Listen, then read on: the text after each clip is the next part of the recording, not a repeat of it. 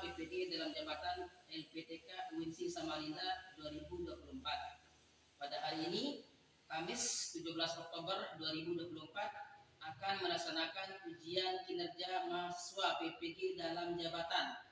Akan mengambil video pembelajaran yang bertema meyakini kitab-kitab Allah Subhanahu wa taala yang akan dilaksanakan di kelas 8 SMP Negeri 1 Muara Ancamong. Untuk lebih jelasnya, saya persilakan untuk mengikuti dan menyimak videonya. Terima kasih. Assalamualaikum warahmatullahi wabarakatuh. Siap, gerak. Beri salam pada Pak Guru. Waalaikumsalam warahmatullahi wabarakatuh.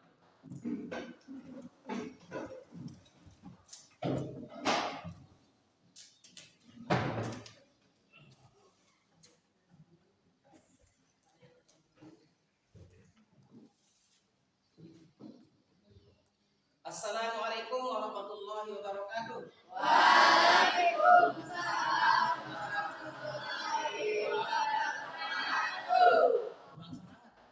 Assalamualaikum warahmatullahi wabarakatuh.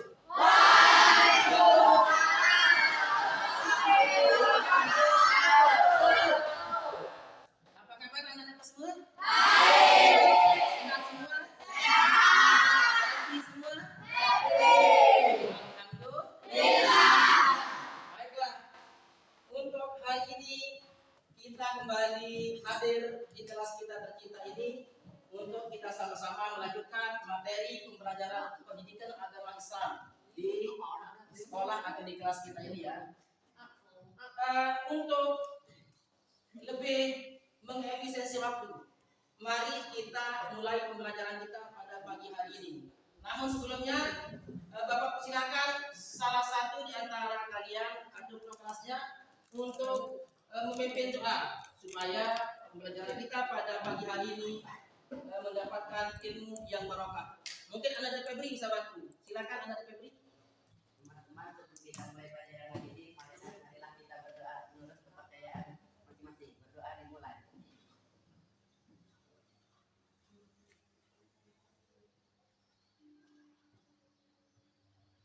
Berdoa selesai.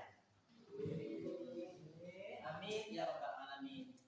Semoga dengan doa tadi pembelajaran kita pada pagi hari ini berjalan dengan lancar dan ilmu yang kita peroleh pada pagi hari ini mendapatkan ilmu yang barokah. Amin ya rabbal alamin.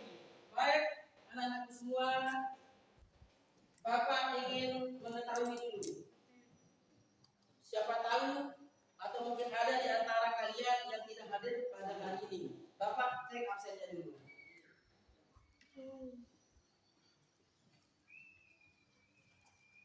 Ya, dari yang pertama ya, Bapak cek absennya. Nur Azizah Potronada, Aisyah, Febri, Hadir. Tari, siapa yang tidak hadir? Hadir semua ya? Hadir semua ya? Alhamdulillah hadir semua ternyata. Jadi absennya nanti Bapak kasih hadir semua karena memang semua hadir ya. Baik anak-anakku semua, bahwa pada minggu yang lalu kita telah mempelajari tentang bagaimana sholat dan zikir dalam kehidupan kita sehari-hari. Ini Bapak ingin merefresh kembali ingatan kalian. Apakah masih ada yang tersisa ingatan kalian tentang materi pada pembelajaran tentang sholat dan zikir pada minggu yang lalu? Baik, Bapak ingin melihat dulu hasilnya. Mungkin nanti Bapak minta salah seorang di antara kalian untuk menjawab dengan Bapak. Aisyah, tolong jelaskan. Mengapa sholat itu disebut sebagai tiang agama? Salat disebut sebagai tiang agama karena merupakan ibadah utama yang membedakan seorang muslim dengan yang lainnya. Salat adalah rukun Islam kedua setelah syahadat. 5 kali sehari. Salat menjadi fondasi utama bagi tegaknya agama Islam dalam kehidupan seorang muslim. Tanpa salat, ibadah lainnya menjadi kurang berarti. Karena salat adalah sarana utama untuk berhubungan langsung dengan Allah Subhanahu wa taala. Bagaimana? Benar? Benar? Tepuk tangan dulu. Ya. Selanjutnya soal yang kedua. Bapak perhatikan. Ini. Coba Anda analisa. Apa yang dimaksud dengan tumanina dalam gerakan sholat? Tumanina dalam salat adalah kondisi di mana seseorang melakukan setiap gerakan salat dengan tenang, tidak bisa, dan memastikan bahwa setiap gerakan dilakukan dengan sempurna serta diam sejenak pada posisi tersebut. Bagaimana? Benar? Tepuk tangan dulu, beri semangat. Ya. Mantap ya. Baik anak-anak semua, pada hari ini Bapak akan melanjutkan pembelajaran kita dengan tema yang berbeda, yakni meyakini kitab-kitab Allah Subhanahu wa taala.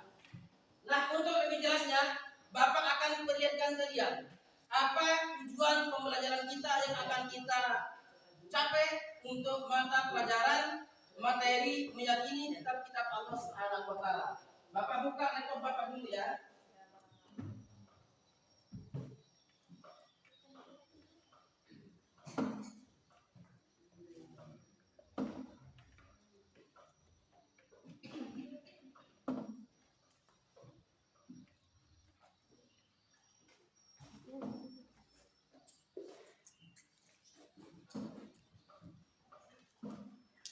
Ya.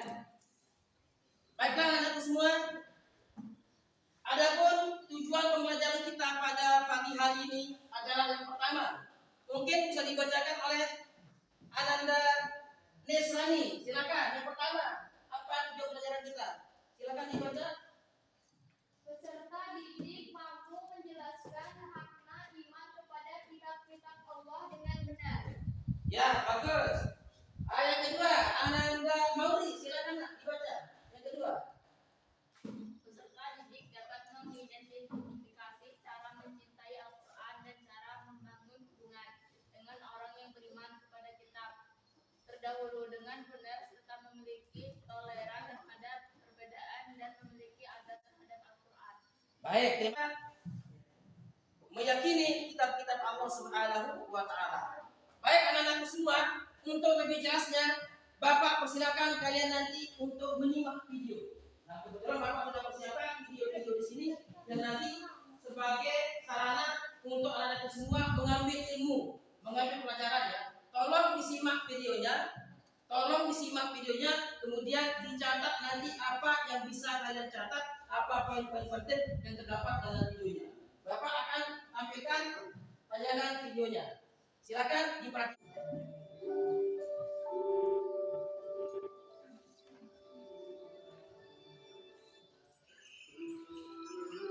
Assalamualaikum sahabat Islam.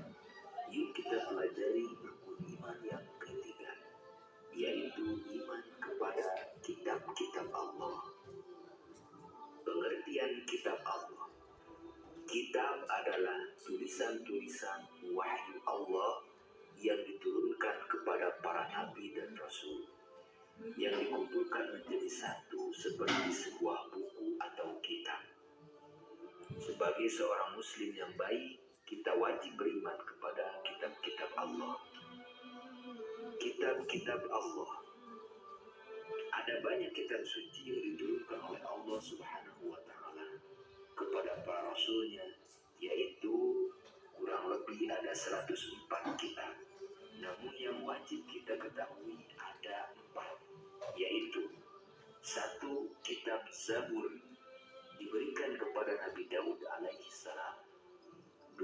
Kitab Taurat diberikan kepada Nabi Musa alaihi salam. 3. Kitab Injil diberikan kepada Nabi Isa alaihi salam. 4. Kitab Al-Quran Ya, silakan disimak ya.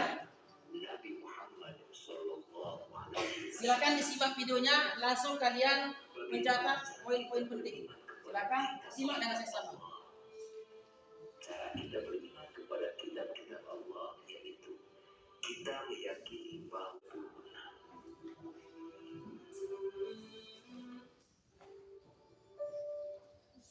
Ya, baik. Itu tadi sudah kalian melihat tayangan video yang mana isinya tentang kitab-kitab Allah Subhanahu wa taala. Baik. Mungkin Bapak perlu jelaskan sedikit ya. Jadi meyakini kitab-kitab Allah Subhanahu wa taala itu. Jadi kita harus mempercayai dengan sepenuh hati. Makanya namanya kita beriman, ya. Jadi beriman kepada kitab Allah itu artinya iman itu artinya percaya, berbahasa artinya percaya. Sedangkan menurut istilah iman itu adalah tasdiqun bil qalbi, membenarkan dengan hati kita. Tasdiqun bil qalbi wa qaulun bil lisani, kemudian kita ucapkan dengan lisan kita, wa amalun bil arkan. Kemudian kita mengamalkan apa yang kita ketahui, apa yang kita ucapkan dengan lisan, mengamalkan dengan amal perbuatan jiwa dan raga kita secara fisik juga seperti itu ya. Jadi itulah namanya iman. Misalnya kita beriman kepada Allah Subhanahu wa taala, tentu kita akan mengamalkan apa iman-iman itu, kita akan aplikasikan dalam hidup kita sehari-hari. Itulah namanya beriman. Sama dengan iman kepada kitab Allah Subhanahu wa taala. Kalau kita percaya kepada Al-Quran, tentu kita akan mengamalkan isi atau kandungan Al-Quran. Baik anak-anak semua, untuk lebih mendekatkan diri kepada pemahaman yang luas lagi, Bapak akan membagi kalian menjadi beberapa atau 4 kelompok sudah, 4 kelompok ya. Nanti masing-masing kelompok Bapak kasih tugas ya, RKPD-nya. Ini kelompok 1, kelompok 2, kelompok 3, kelompok 4. Jadi ini RKPD ya. Silakan nanti masing-masing kelompok bekerja sama ya. Semua kelompok bekerja sama. Ini untuk kelompok 2. Ya. Ya, silakan. Kelompok 2, ini kelompok 3 ya. Silakan nanti dibuka RKPD-nya. Nah, kelompok 4 ini ya. Nanti kelompok 4. Ya.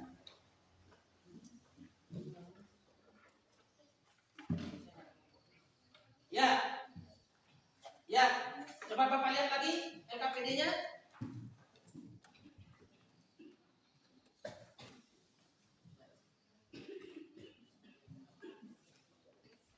Ya, Bapak lihat lagi. Bapak periksa LKPD-nya.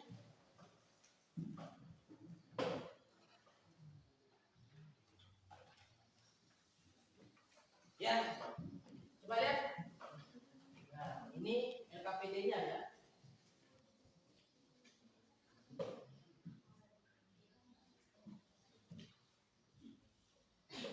Ya, baik. Jadi sudah jelas ya. Sekarang Bapak minta kalian mengerjakan LKPD-nya dengan cara bagaimana? Dengan cara video yang tadi Bapak sudah share. Bapak di situ tadi memerintahkan untuk mencatat poin-poin pentingnya tadi. Jadi silakan dicatat poin-poin pentingnya. Kemudian nanti itu didiskusikan. Kemudian LKPD-nya itu dikerjakan ya. Nanti kalau sudah selesai, Bapak akan minta kalian 1 orang 1 perwakilan untuk mempresentasikan hasil kerja atau diskusi kelompoknya masing-masing. Siap ya? Ya. Silakan dimulai dari sekarang. Semua bekerja. Ya, semua bekerja. Ya. Ya.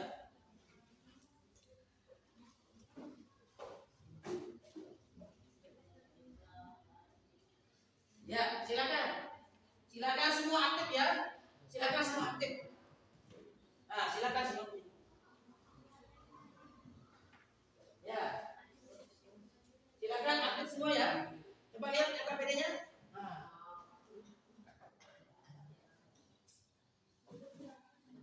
Ya. Coba lihat.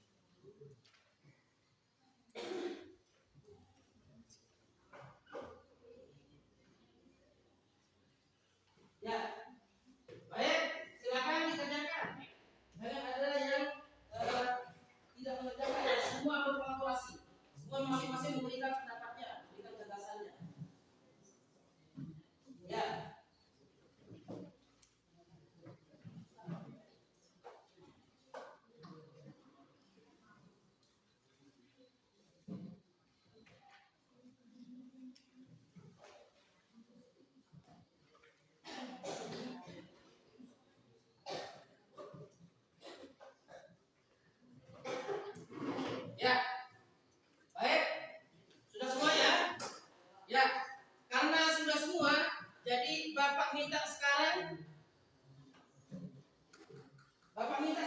untuk semua kelompok mempresentasikan hasil diskusi kelompok masing-masing. Ya, oke, Bapak mulai dari kelompok pertama. Silakan salah seorang dari kelompok 1 untuk mempresentasikan hasil diskusi kelompoknya. Ya, silakan. Assalamualaikum warahmatullahi wabarakatuh. Waalaikumsalam. Bagi teman diskusi kami kitab Taurat. Pengertian kitab Taurat. Kitab Taurat adalah kitab suci yang diturunkan kepada Nabi Musa alaihissalam dalam bahasa Ibrani. Taurat berarti hukum atau ajaran. Kitab Taurat diyakini sebagai wahyu yang diberikan kepada Bani Israel, kaum Yahudi, melalui Nabi Musa alaihissalam dan sering dianggap sebagai dasar hukum syariat bagi kaum Yahudi. Yang lain Dengan kitab bersiap-siap. Taurat berisi hukum-hukum syariat, perintah dan larangan dari Allah Subhanahu wa taala untuk mengatur kehidupan Bani Israel. Taurat juga mencakup kisah-kisah pencipta alam semesta, ajaran Nabi Adam hingga Nabi Musa dan petunjuk moral serta sosial. Taurat terdiri dari 5 kitab utama yang dalam tradisi Yahudi disebut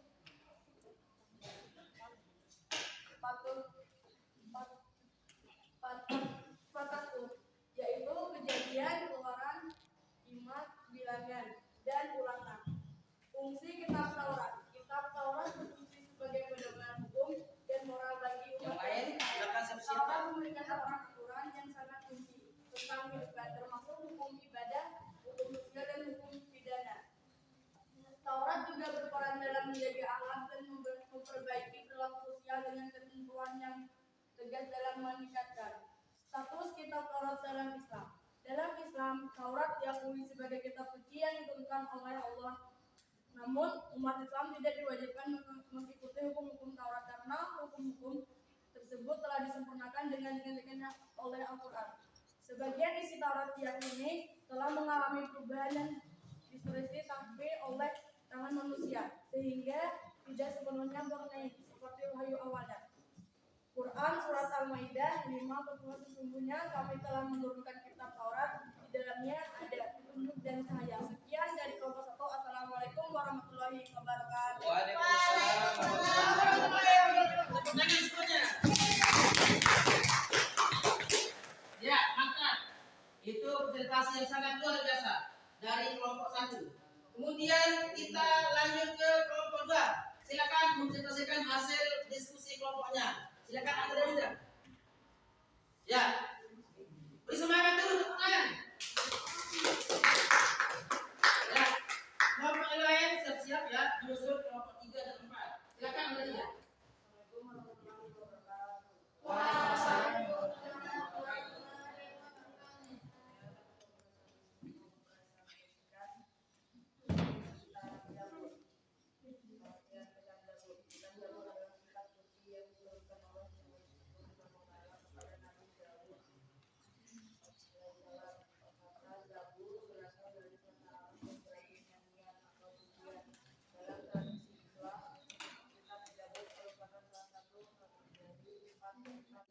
Tidak berisi hukum atau syariat baru, melainkan ajaran moral dan petunjuk spiritual untuk kehidupan sehari-hari.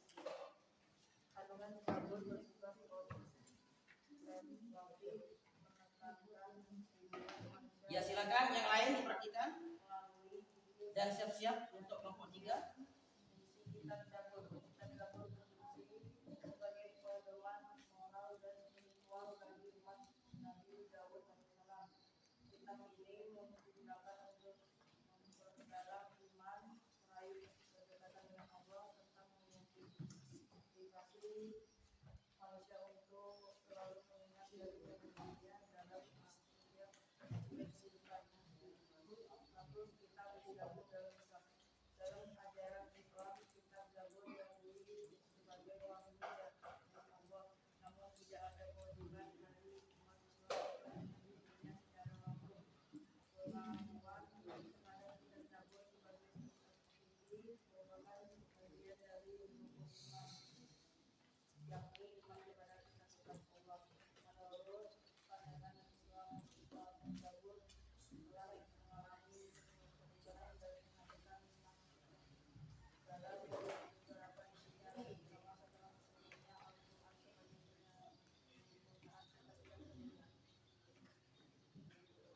Ya, terima kasih. Tepuk tangan untuk presentasi kelompok 2. Baik. Kemudian sekarang kita lanjut kepada presentasi dari kelompok 3. Silakan salah seorang. Nadia Dery.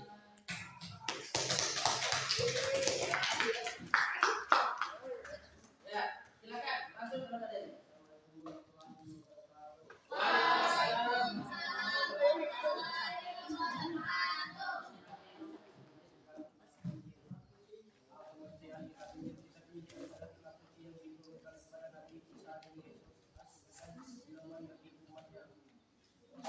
Berasal dari bahasa Yunani yang berarti kabar gembira atau pesan baik. Dalam Islam, Injil adalah kitab suci yang membawa ajaran tauhid dan mengajak umat untuk mengesahkan Allah. Dengan kitab ini berisi ajaran tentang akhlak, petunjuk hidup, dan kabar gembira tentang kedatangan Nabi Muhammad SAW. Yang lain silakan. Kita siap-siap. Ajaran kasih sayang, tolong dan damai terakhir yang sempurna. Ya, tepuk tangan, tepuk tangan.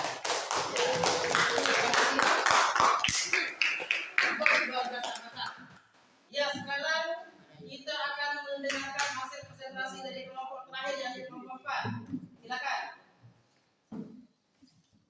Assalamualaikum warahmatullahi wabarakatuh. Waalaikumsalam. Kami dari kelompok 4 akan mempresentasikan kitab Al-Quran. Pengertian kitab Al-Quran.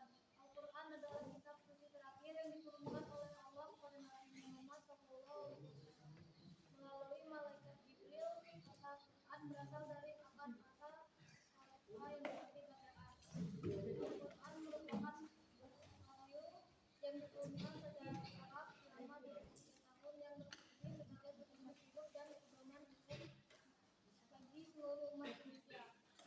Kandungan kitab Al-Quran. Al-Quran terdiri dari 114 surat dan 1.236 ayat yang mencakup berbagai aspek kehidupan manusia, mulai dari ibadah, hukum, sosial, ekonomi, moral, hingga sains, dan penciptaan alam semesta. Al-Quran mengandung sejarah ajaran tauhid, keesaan Allah, hukum syariat, kisah para nabi, serta petunjuk tentang kehidupan dunia dan akhirat. Quran yang menjelaskan prinsip-prinsip aturan manusia yang semuanya disumber dari wahyu Allah. Silakan diperhatikan ya. Silakan diperhatikan presentasi dari temannya.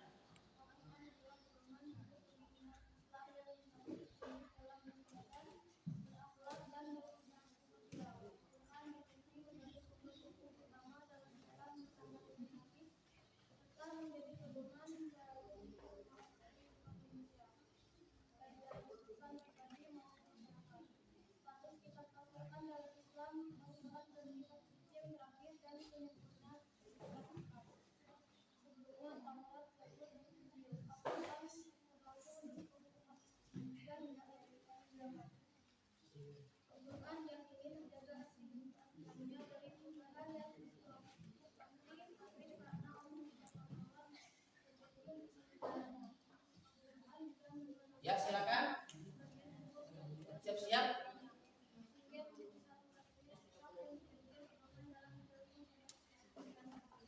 Ya, tepuk tangan. Tepuk tangan semuanya. Nah, baik. Itulah tadi masing-masing kelompok mempresentasikan hasil kerja kelompoknya. Jadi sekarang Bapak mungkin ada anak-anak semua yang masih belum jelas dari presentase masing-masing kelompok tadi, mungkin ada yang perlu dipertanyakan ya, mungkin ada yang belum jelas ya. Silakan boleh bertanya. Boleh bertanya ya.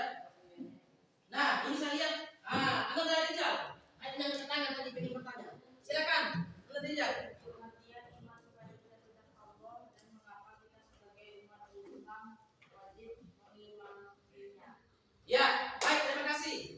Ananda Rijal bertanya, apa pengertian iman kepada kitab-kitab Allah katanya, dan mengapa kita harus mengimaninya? Baik, ya Bapak jelaskan ya. Jadi iman kepada kitab Allah itu adalah kita bahwa Allah Subhanahu wa taala sudah menurunkan kitab-kitabnya. Tadi di informasi pertama di video ada tulisan, ada keterangan bahwa jumlah kitab Allah itu ada 104. Cuman yang wajib kita imani, yang wajib kita ketahui itu ada 4. Ya. Jadi mengapa kita harus beriman kepada kitab Allah? Karena kitab Allah itu merupakan pedoman, tuntunan bagi hidup manusia. Dalam negara kita ada tuntunannya, ada Pancasila, ada UUD 45. Jadi kalau perilaku kita sebagai warga negara harus mencerminkan nilai Pancasila.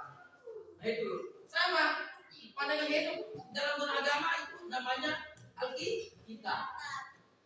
Jadi kalau kita ingin berbuat sesuatu, jangan sampai perbuatan kita melanggar ketentuan dari yang termaktub dalam kitab Alkitab. Ya. Jadi bagaimana dari itu ya. Jadi iman kepada kitab Allah artinya percaya dengan sepenuh hati bahwa Allah Subhanahu wa taala telah menurunkan kitab-kitabnya untuk kita imani dan untuk kita jadikan sebagai petunjuk dalam mengarungi bahtera kehidupan di dunia ini agar kita selamat di dunia, selamat di akhirat. Sebagaimana doa kita, Rabbana atina fid dunya wa qina kan ada lagunya.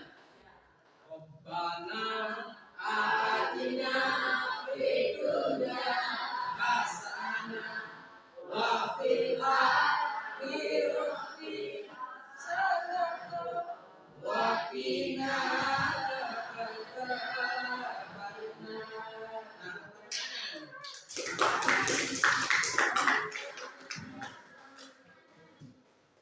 ya, oke, baik ya. Bapak, mungkin masih ada lagi yang ingin bertanya. Silakan. Ada dari selain, silakan.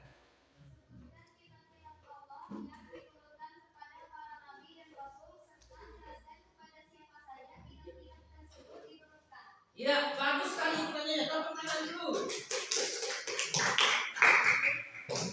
Kalau tadi Ananda Rijal bertanya, mengapa kita harus beriman kepada kitab Allah? Maka pertanyaan berikutnya sekarang ini Ananda Rijal bertanya, sebutkan Pak nama kitab-kitab Allah itu apa sih? Yang mau kita tahu apa? Nah, baik, Bapak jelaskan. Yang pertama ada namanya Taurat. Taurat bukan Taurat. Taurat, ya. Yang kedua ada namanya Zabur. Yang ketiga ada namanya Yang keempat ada namanya Al-Quran.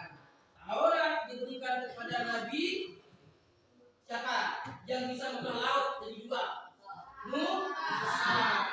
Zabur diberikan kepada Nabi Daud kita. Injil kepada Nabi Isa. Al-Quran kepada Nabi Muhammad sallallahu alaihi wasallam. Jadi itu ya. Jadi Taurat kepada Musa, Zabur kepada Daud, Injil kepada Nabi Isa, Al-Quran kepada Nabi Muhammad sallallahu alaihi wasallam. Baik, itu pertanyaan yang kedua. Mungkin ada lagi itu ada lagi yang pertanyaan. Silakan Dr. Tri. Apa saja perbedaan antara kitab Al-Quran dengan kitab-kitab Allah sebelumnya dan mengapa Al-Quran disebut sebagai kitab penyempurna? Ya, baik, terima kasih tepuk tangan dulu. Pertanyaan yang sangat luar biasa. Jadi, apa perbedaan antara kitab Al-Quran dengan kitab-kitab sebelumnya? Ya, baik. Ini bisa kita lihat ya. Al-Quran, Injil, Taurat, Zabur. Bisa kita lihat apa perbedaannya? Pertama, dari segi masa berlakunya. Kitab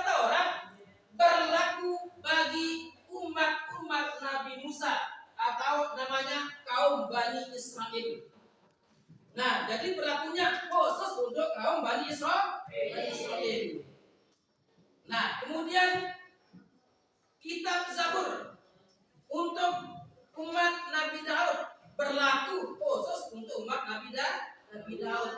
Kenapa? Karena nanti akan ada kitab Injil yang akan datang belakangan, nanti akan menghapus atau melanjutkan atau menyempurnakan daripada kitab Zabur tadi.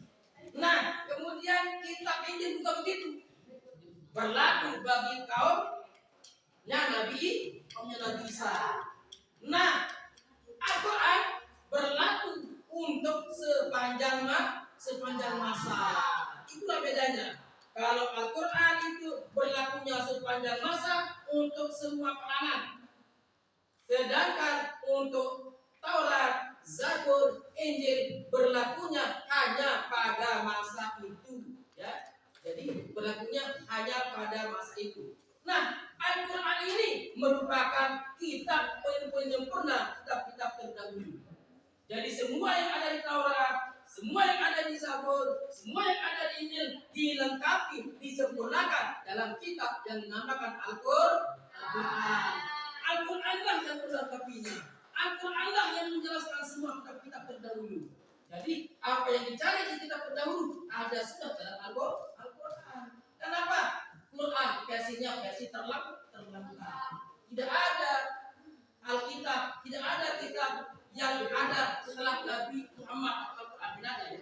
Jadi merupakan kitab terakhir, yakni Al-Quran.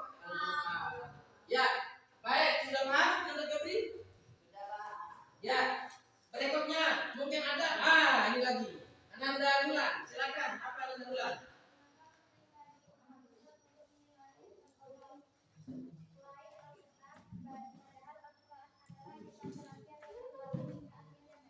Ya, tepuk tangan. Ya, mengapa penting bagi umat Islam untuk mengimani kitab-kitab Allah selain Al-Quran? Ya, mengapa? Baik, karena jawabannya adalah karena semua kitab-kitab tadi dari Taurat, Zabur, Injil juga merupakan kitabnya Allah. Jadi wajib kita mengimaninya. Cuman beda cara kita mengimaninya dengan Al-Quran. Kalau kitab Zabur, Taurat, Injil kita harus wajib mempercayainya, cuma tidak kita mengamalkannya di zaman kehidupan sekarang ini. Tetapi kalau Al-Quran sekedar kita mengetahui, mengimani apa isinya, ya. Kenapa? Karena berlaku untuk umat-umat sebelumnya dulu. Beda kalau Al-Quran. Al-Quran itu berlakunya untuk kita sepanjang zaman, sepanjang masa, dari dunia sampai akhirat. Jadi itulah mengapa kita wajib mengimani kitab-kitab terdahulu, karena memang kitab itu juga berasal dari Allah. Kemudian Al-Quran itu adalah penyempurnanya, ya. Jadi ada yang datang belakangan, ada yang datang lebih dulu. Yang datang belakangan Al-Quran menyempurnakan kitab-kitab terdahulu. Maka paham semua, ya? Baik, kalau sudah paham semua, Bapak akan mengajak kalian untuk kira-kira, ya, poin-poin pentingnya apa dalam pertemuan kita pada hari ini. Apa coba yang kalian temukan dalam pelajaran kita pada hari ini? Ya, kalau tadi dari kelompok 1 menemukan bahwa kitab Quran itu merupakan kitab yang diturunkan kepada Nabi Musa, ya, Nabi Musa. Kemudian tadi kelompok 2 mempresentasikan bahwa kitab Zabur itu merupakan kitab yang diperuntukkan untuk kaumnya Nabi Daud alaihissalam, ya. Kemudian kitab Injil tadi kelompok 3 menemukan poinnya bahwa Injil itu diturunkan kepada Nabi Isa, ya, Nabi Isa tadi. Nah, kemudian tadi kitab Al-Quran tadi oleh kelompok 4, kitab Al-Quran diturunkan kepada Nabi Muhammad SAW dan merupakan kitab penyempurnaan dari kitab-kitab sebelumnya. Ya, sudah jelas semuanya, ya?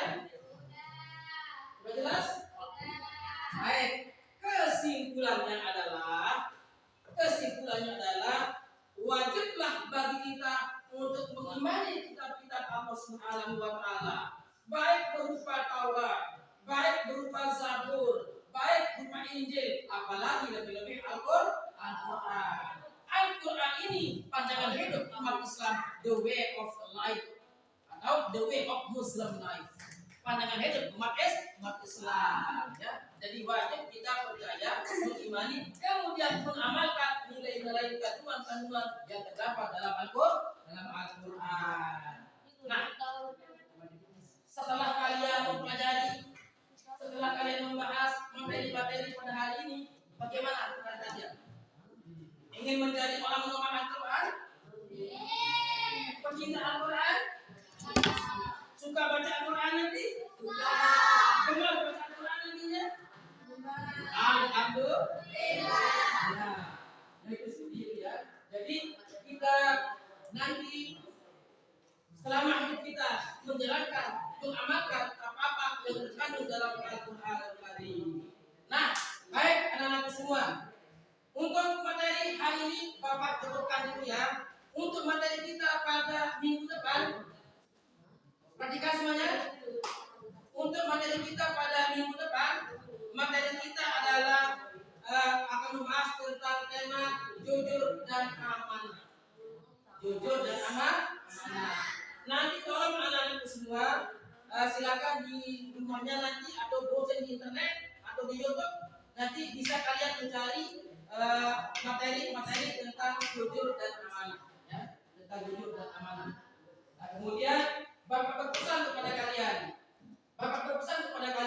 luangkanlah waktu kalian untuk banyak-banyak membaca Al-Quran. Lebih banyak baca Al-Quran daripada baca koran. Lebih banyak baca Al-Quran daripada main WhatsApp. Lebih banyak baca Al-Quran daripada main Facebook. Ya, itu ya. Jadi silakan nanti dibaca Al-Quran dengan sesering mungkin, kemudian aplikasikan kehidupan sehari-hari, diamalkan nilai-nilainya. Ya, untuk lebih barokahnya pertemuan kita pada pagi hari ini, mari kita semua tutup pertemuan kita dengan sama-sama membaca hamdalah. Alhamdulillah. Demikian pelajaran kita pada pagi hari ini. Terima kasih atas segala perhatiannya, partisipasinya, dan mohon maaf atas segala kekurangan Bapak pada pagi hari ini. Dan akhiri dengan ucapan wallahu muwaffiq wal hadi ila sabilir rasyad. Wassalamualaikum warahmatullahi wabarakatuh.